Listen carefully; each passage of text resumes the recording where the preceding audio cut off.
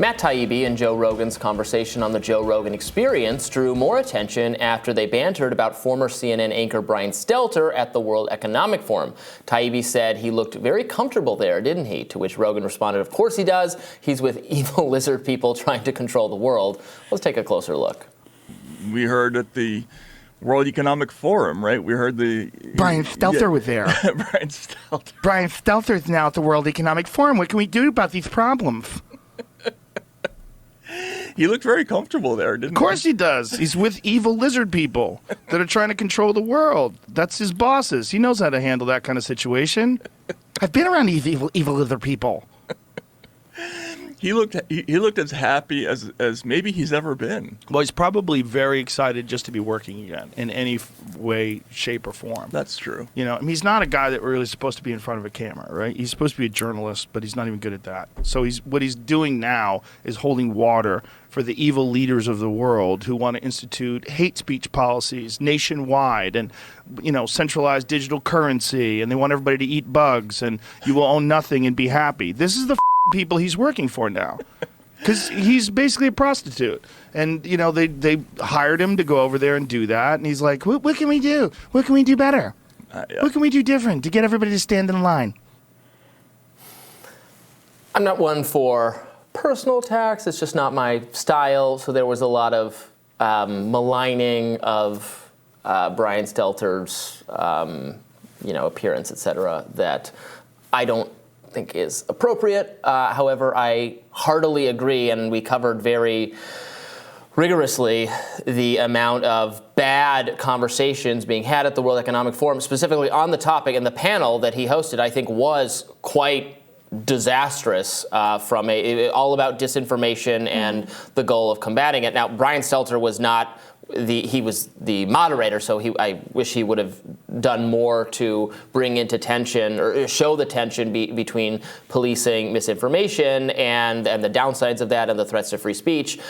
He was not the number one most alarming advocate for censorship. That distinction, I think, belonged to the publisher of the New York Times, who was also on that panel, is essentially advocating policies to stop social media from amplifying at all anyone's speech other than the New York Times speech, which was alarming. And then also there was that regulator from the European Union making it sound like hate speech is coming to a shore near you, to the Americas. Yeah, it does feel like a weird target to bring in your sights. Of all of the people in that one panel to have criticisms of, it seems Stelter's weirdly, been a punching bag for Rogan type, for lots of people. Yeah. I mean, we've criticized him constantly. Yeah, I would like to think substantively, my problem with these kinds of critiques is not that, as you say, there's not some kernel of truth in the frustration about the way that social media is being policed and the biases that exist and all of those sorts of things.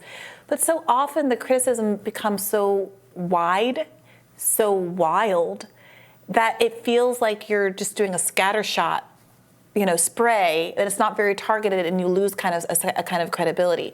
So now where I want to agree with you and have a conversation about media criticism or how Brian Stelter might have been able to frame questions that heighten the contradictions better. Now, am I supposed to be nodding along with the lizard people of it all? I don't know. It's not for me. I'm not the audience. Lizard I can people appreciate discourse. that. But not for you. I've been thinking about this a lot in the context of the way that the word woke and wokeness is deployed. Because, I'm someone whose journalism career started because I basically wrote a freelance article criticizing the weaponization of identity politics. That has always been a through thread of all of my work. I never used a word like woke, and I was very clear to say I don't like the weaponization of identity politics. Not identity itself. I don't want any marginalized groups to be attacked. That is not my agenda, and I know how slippery words are.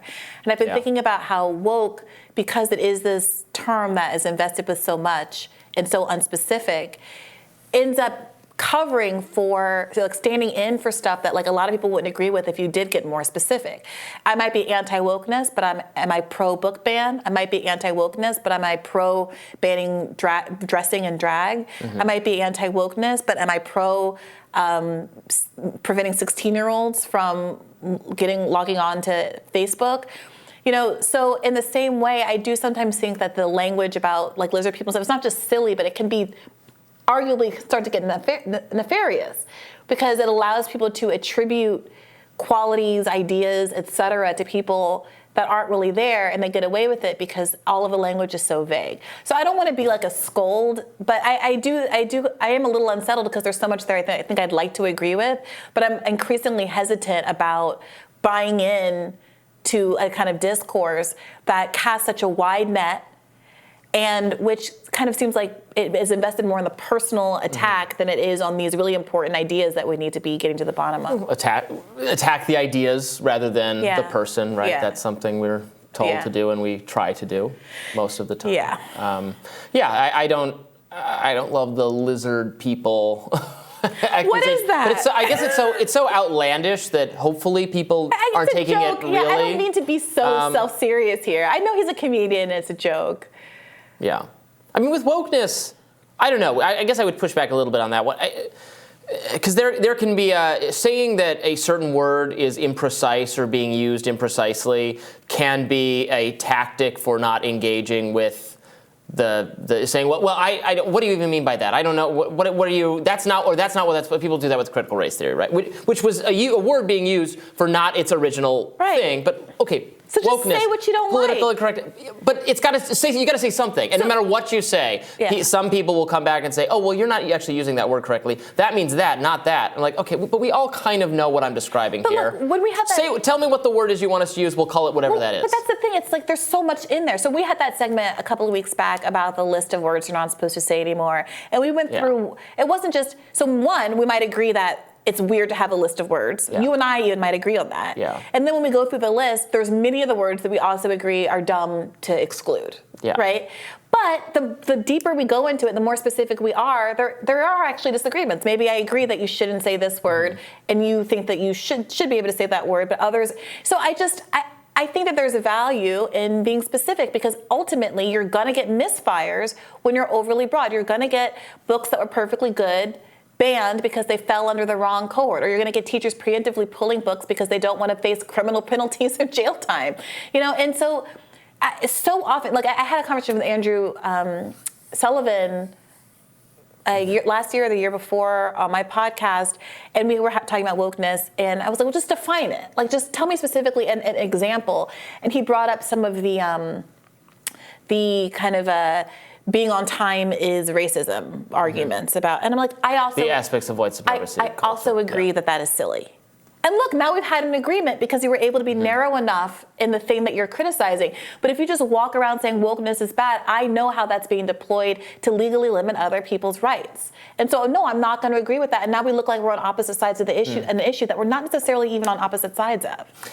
So that specific example, I actually wrote something about that being used in the city of Seattle. I didn't end up doing a radar on it. Maybe I'll do a radar for it for next week. It's pretty wild, the degree to which this municipality imposed on its employees training and practices based on what the document you're describing. It's the aspects of white supremacy. Actually, Ryan Grimm, our former host, did a great interview for The Intercept with Tema Okun, who is the anti-racist activist who created that list in the first place, where she basically swore off its current use and said she had no idea that she was just, and also kind of implicitly conceding that it doesn't really have a scientific basis. She just kind of wrote it almost as a tribute to a friend of hers, and she did not want it to be used in this way. She said she never promoted or spread it. It was spread by others. She said she knows people, like good people who are anti-racist, who have lost their jobs because someone was applied these principles against them. She thinks it's very harmful. I'm not surprised because so much of this, like the critique that the left has made about CRT and the way that's been weaponized by the right is largely that even if you disagree with it, it was only supposed to be an academic discipline. Yeah. The reason we say, oh, it's a law school thing, it's not about kids, it's not because we're denying necessarily that there are aspects of what is being taught to kids that we might disagree with. But by making an attack on CRT, which is just it's like thought experiment. A lot of things get said and argued in college that nobody really believes. It's just learning how to make an argument. A lot of people making a good faith criticism of wokeness or CRT actually mean the aspects of white supremacy document and related Sure, work by totally, but then what two or three other happens? people. We just call it wokeness because that's 2 syllables. Sure, but then what happens? CRT is vilified, and now you have African American history classes being stripped from the curriculum because as things actually get closer and closer to being CRT, the University of Florida can't teach these African American history classes. Well, that is getting close to CRT, and there are a lot of people who have no problem with it being banned because they've been told it's something that it's not. Yeah. And so it's a gateway that's really pernicious. I think most people would say, right, don't ban the certain African American books, but also city governments, any workplace should not operate off It's that document. DEI, it's not CRT. Yes. That's the acronym we need to be upset about. 100% agreement. 100% agreement. And I think most people would agree with, and if you showed exactly what we're talking about here, people get that. Yeah. It's really across the spectrum. Yeah. More Rising right after this. Stay tuned.